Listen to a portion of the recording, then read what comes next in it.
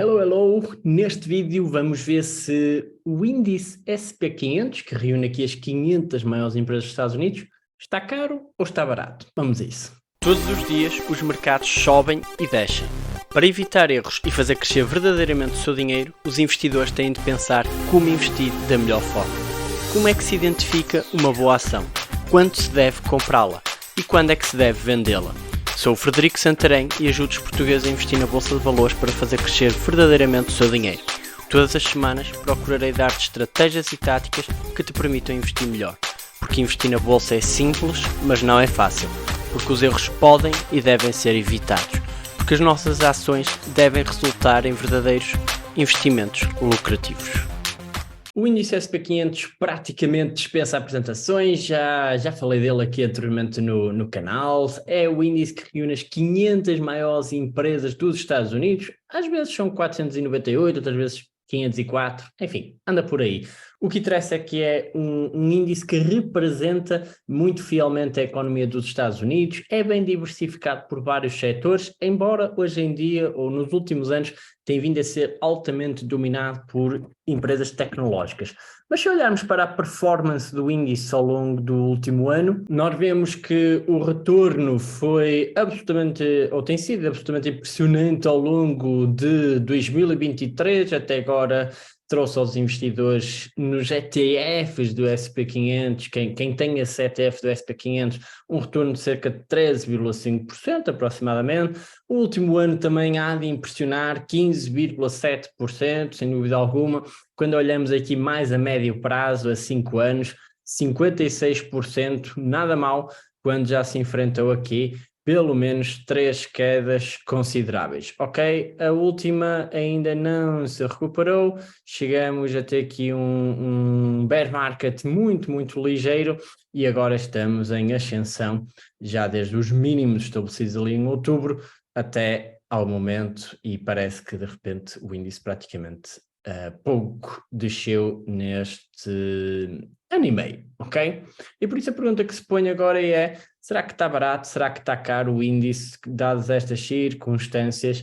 Afinal, o que é que nós concluímos desta performance no curto, médio e longo prazo? Se nós observarmos aqui os pontos de inflexão e avaliação atual do índice SP500, isto são dados do Guia para os Mercados da JP Morgan. Eu trago várias vezes aqui ao canal este guia, porque realmente é ultra completo em termos de avaliação, em termos de indicadores, como está a economia, como estão as avaliações das empresas no mercado, muita coisa útil, ok? E se nós olharmos, o que é que nós vemos? Que no final de maio o índice SP500 traz aqui um price to earnings em forward, por isso no futuro breve, de cerca de 18 vezes. Não é um valor extremamente caro, não, já teve pior aqui no início de 2022, quando era preciso ter algum cuidado com este otimismo que se vivia ali, 21,4 vezes, e pior que tudo foi ali, sem dúvida alguma, no pico da bolha tecnológica, chegou a cotar a 25 vezes. Talvez dos valores mais baixos da história tenham sido aqui perto de 2007, a finais de 2007, início de 2008, ok, 15 vezes, foi um absoluto saldo, e principalmente aqui no pico do máximo pessimismo da grande recessão, em março de 2009 foi possível trazer o índice por apenas 10 vezes os seus lucros. Que implicações é que isto tem? São algumas que vamos já falar, mas só dar conta aqui de que o dividend yield, por isso a rentabilidade que obtemos com os dividendos, está mais alta que no início de 2022, o que mostra que 2022 estava mais caro do que agora, sem dúvida alguma. Ainda assim, está em níveis interessantes quando olhamos para aqui alguns pontos no passado, ok? Seja como for, nós temos que comparar o dividend yield do SP500 com a rentabilidade que tu consegues obter com ativos financeiros que sejam muito mais seguros. Ou seja, no caso, estamos a falar do Tesouro Norte-Americano, aqui um comparativo com o Tesouro Norte-Americano a 10 anos, é um ativo financeiro que é extremamente seguro por estás a emprestar dinheiro aos Estados Unidos, que é só a maior potência mundial, e por isso obter 1,7% num ETF do SP500, quando tu podes ter aqui alguns riscos consideráveis, e quando tens uma alternativa conservadora e que realmente protege o teu capital e que a garantia está-te a oferecer 3,6%, já estás a ver a diferença. Ok? A realidade foi diferente entre 2020 e 2022, ok? Que obtinhas mais no SP500, mas claramente aqui 2023 está-se a repetir uma situação semelhante à de 2007 e à de 2000, ou seja, as obrigações dos Estados Unidos estão a trazer uma rentabilidade mais interessante do que o dividend yield, do que a rentabilidade com o dividendo do SP500 e de uma forma mais segura. E quando olhamos para outras métricas de avaliação, nós vemos o que é o price to book atual, preço face ao capital próprio do SP500 em 3,61 vezes, compara com uma média histórica dos últimos 25 anos de 3,10 vezes, por isso nesta métrica claramente está mais caro, o dividend yield está mais baixo do que a média histórica dos últimos 25 anos, 1,69% atualmente contra 1,99% na média histórica dos últimos 25 anos. Price to free cash flow também está mais caro do que a média dos últimos 25 anos, estamos a pagar atualmente 13,62 vezes contra 11,23 vezes de média histórica, e por isso concluímos daqui que, apesar de não estarmos nos pontos mais caros de sempre, como aconteceu, por exemplo, ao longo de 2021, onde claramente o índice estava a sofrer de um otimismo desmesurado, a realidade é que estamos aqui no intervalo do ligeiramente caro, ok? Não extremamente caro, volto a dizer, como foi em 2021 até o início de 2022, mas algo acima da média dos últimos 25 anos, como dá para ver aqui. E que implicações é que isto traz? Quanto mais caro pagamos por um dado ativo financeiro, menor é a rentabilidade provável que vamos obter dela. É isso que nós vemos neste tipo de imagens. Quanto mais caro é o preço, aqui no eixo do X, okay? Aqui na horizontal, quanto mais caro pagamos, menor é a rentabilidade que vemos aqui no eixo dos Y na vertical. Ou seja, atualmente estar a pagar 18 vezes pelo índice SP500 implica uma rentabilidade de cerca de 5,5%.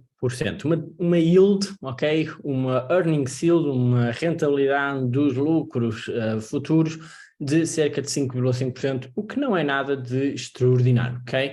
Por isso, quanto menos pagarmos, como aconteceu em 2008, 2009, por exemplo, tanto melhor, porque as rentabilidades tendem a ser bem mais altas. Claro que há sempre uns outliers, mas em média estamos por aqui. E quando olhamos para a rentabilidade dos próximos 5 anos, ao estar a pagar 18 vezes pelo índice SP500, a rentabilidade esperada anda também à volta aqui dos 5, 6%, o que não é nada de especial. Ok? Eu gosto pessoalmente de pagar o menos possível pelos ativos.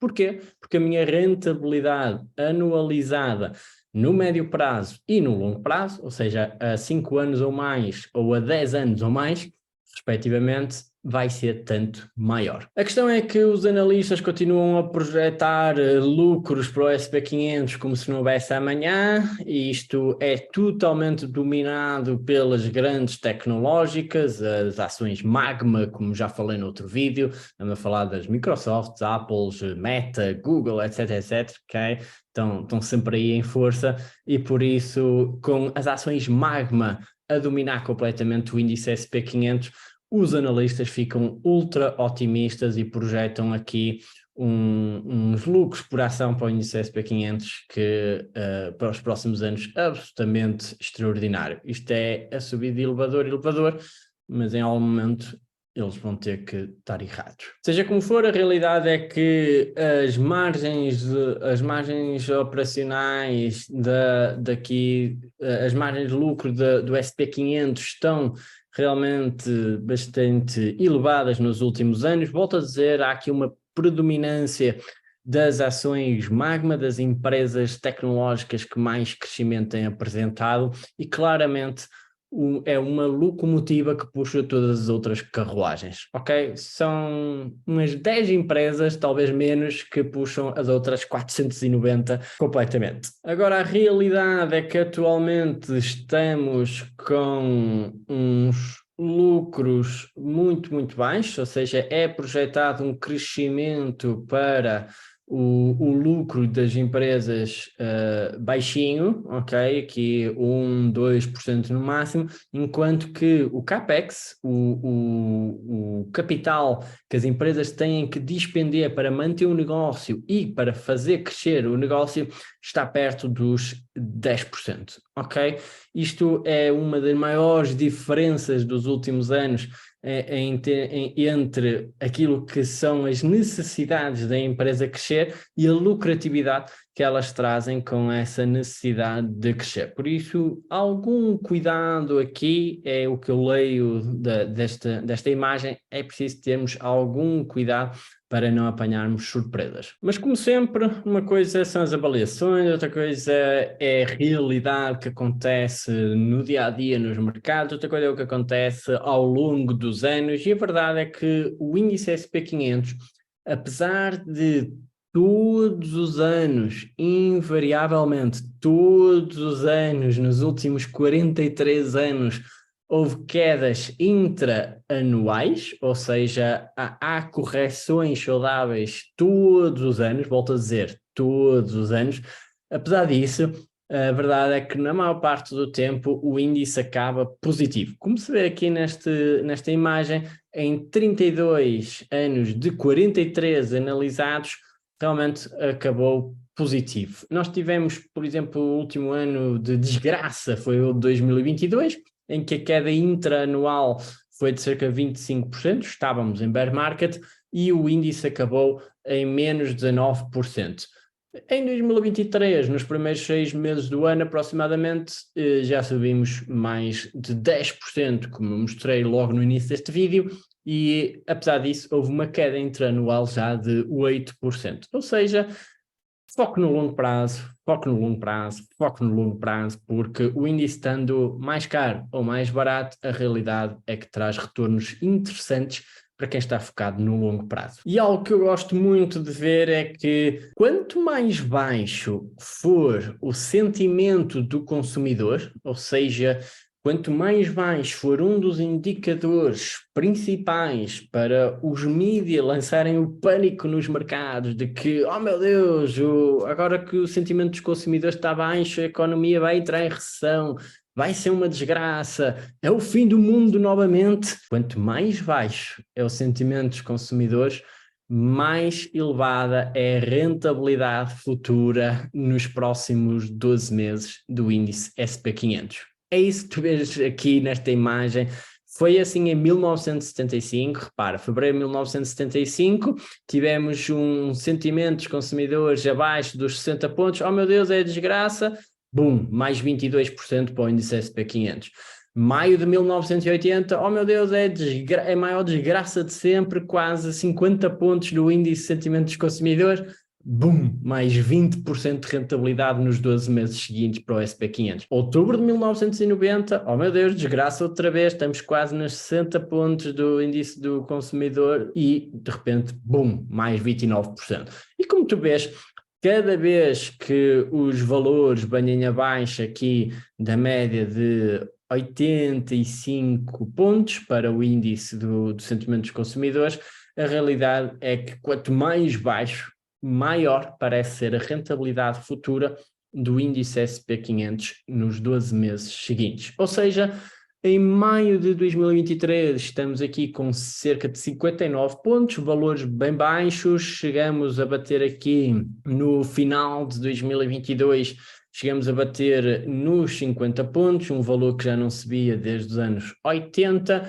e, oh meu Deus, é uma desgraça, é o fim do mundo, e a realidade é que o índice SP500 muito provavelmente até ao final de 2023 vai dar retornos de 2 dígitos. Atualmente, como vimos, temos cerca de 13%. Eu acredito sinceramente que vamos chegar ou superar os 20% até ao final do ano. Não quer dizer que não haja altos e baixos até lá, mas minha bola de cristal, de que está variada, diz-me neste momento que até ao final de 2023, até 31 de dezembro de 2023, o índice SP500 vai superar uma rentabilidade de 20%. Até porque nós estamos com indicadores de empregabilidade nos Estados Unidos absolutamente brutais. Repara, o número de aberturas de novos empregos nos Estados Unidos continua altíssimo desde a pandemia, ok? Colapsou aqui logo mal foi declarada a pandemia a nível global, mas depois foi sempre a subir, a subir, a subir. Mesmo atualmente com esta correção, estamos aqui com cerca de 10 mil novas aberturas de empregos em aqui em abril de 2023, que é absolutamente impressionante, mês após mês. A empregabilidade nos Estados Unidos está mesmo muito, muito alta. E depois temos aqui os números de despedimentos que continuam em valores bastante baixos, ok? Tivemos ali um mega pico ali com a pandemia, mas agora estamos historicamente a níveis baixos, pelo menos quando comparado com os últimos 20 anos.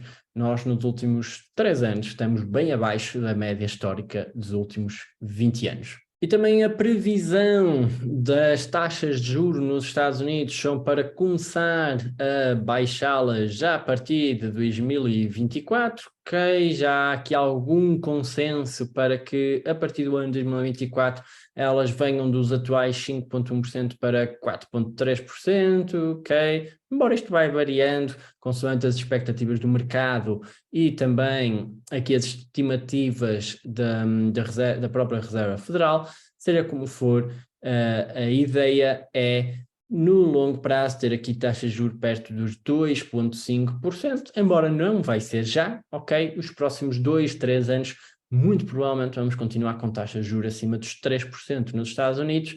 Seja como for, a meu ver, isso também implica algum otimismo perante as rentabilidades futuras com as nossas ações. Até porque não há alternativa onde colocar o nosso dinheiro neste momento, ou pelo menos quando comparado com a rentabilidade real que nós obtemos do Tesouro, ok? No caso do Tesouro americano, a rentabilidade real é negativa. Pois é, eu no início deste vídeo mostrei-te que o dividend yield, a rentabilidade com os dividendos do SP500 estava acima, aliás, estava abaixo, ok? Estava abaixo, rentabilidade com os dividendos do SP500 estava abaixo da Treasury, do Tesouro norte-americano, mas, na verdade, quando nós comparamos com os valores da inflação num dado momento, porque nós temos que retirar este valor da inflação à rentabilidade nominal deste tesouro, nós quando fazemos isso, o que é que nós vemos? Continuamos, há mais de 2 anos, okay? Continuamos com rentabilidades negativas reais para quem está na poupança. Quem está com o dinheiro parado no banco, quem está aqui à procura de ser ultra conservador e estar apenas a investir em ativos muito, muito conservadores, acaba por, na realidade, quando descontada a inflação, estão a perder dinheiro. Ok? E por isso, a meu ver, cada vez mais se nota que o local a estar é em ativos que rentabilizem verdadeiramente o nosso capital. Estou a falar de bolsa de valores, estou a falar de imobiliário, estou a falar de ativos que verdadeiramente a longo prazo consigam trazer retornos acima dos valores da inflação. Agora, se eu estou a investir no SP500, diretamente não, ok? Eu não gosto de ter o SP500 por algumas razões, contando, por exemplo, com o facto de ter ali setores nos quais eu não coloco o meu dinheiro, ok? Como o setor petrolífero, o setor mineiro, o setor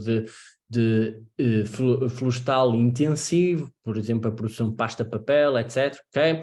Sim, eu também uso esses produtos, mas eu não coloco dinheiro nesses setores, ok? Por isso, antes de me criticares nesse sentido, procura alinhar os teus valores com os teus investimentos e deixa os valores dos outros com os investimentos dos outros sossegados, ok?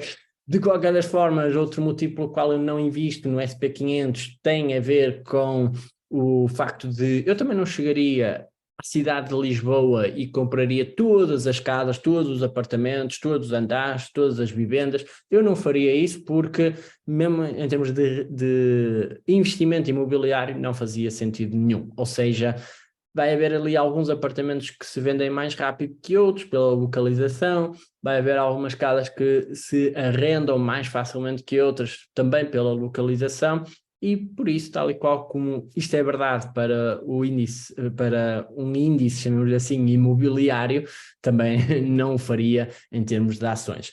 E depois o terceiro motivo é olhando para esta imagem, o que é que nós vemos? Que há melhores oportunidades fora do SP500, ok? Já há vários anos que o desconto dos índices fora dos Estados Unidos, que é índice mundial excluindo os Estados Unidos, está bastante a desconto. E principalmente nos últimos 3, 4 anos, principalmente desde a pandemia, ok? Desde que foi declarada a pandemia, que o desconto agravou-se e estamos agora em valores recorde de desconto, cerca de 30%. Por isso, eu continuo a encontrar outras oportunidades noutros mercados. Não quer dizer que invista diretamente em índices bolsistas desses outros mercados, europeus, asiáticos, etc. Não é por aí, mas aqui para te mostrar a realidade que há coisas mais baratas lá fora. E isso também se verifica nesta imagem. Voltamos a ter um valor, uma avaliação atual para as empresas dos Estados Unidos acima da sua média, ok? A média há 25 anos aqui a roxo, atualmente estamos a 18 vezes acima da média, enquanto que no Japão estamos bem mais baratos que a média. Também na Europa, ok, atualmente price to earnings de 12,2 vezes, comparando com uma média aqui de umas 15 vezes, ok? E mesmo na China a mesma realidade, atualmente 9,6 vezes, bem mais barato que aqui as 12 vezes a que a média dos últimos 25 anos nos estava a fazer habituar. E por isso, em conclusão, o índice SP500 está ligeiramente mais caro do que a média histórica que nos vinha a habituar nas últimas décadas. Não está no ponto mais caro de todos, a meu ver, de 2021 havia ali algum otimismo a mais, ok? Principalmente com algumas empresas que não eram lucrativas de todo.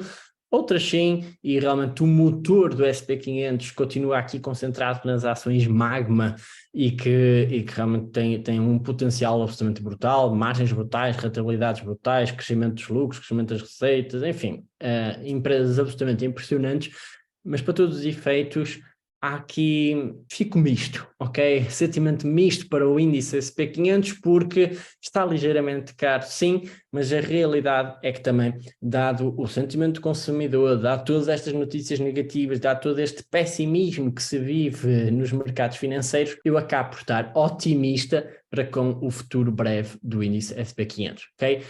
A meu ver, os próximos meses revelam aqui algumas oportunidades interessantes de crescimento. E também gostaria de saber do teu lado o que é que tu achas. Achas que estamos a viver um otimismo desmesurado e que o índice SP500 tem de cair obrigatoriamente? Ou achas que estamos num pessimismo total e que na verdade o índice SP500 tem de subir daqui para a frente, ok? Diz-me a tua opinião aqui nos comentários que eu gostaria muito de saber e desejo-te uns excelentes investimentos lucrativos. Tchau, tchau!